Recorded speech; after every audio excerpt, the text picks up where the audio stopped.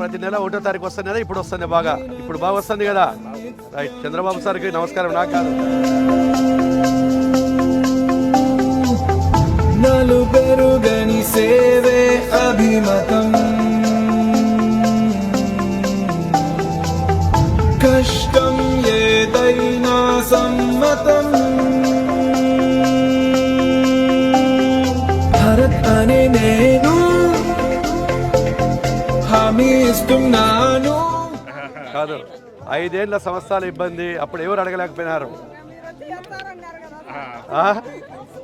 అంత ముందు వేసిన కొన్ని, ఇవన్నీ నేను వేసినట్టువే, ఇవన్నీ కూడా నేను వేసిన.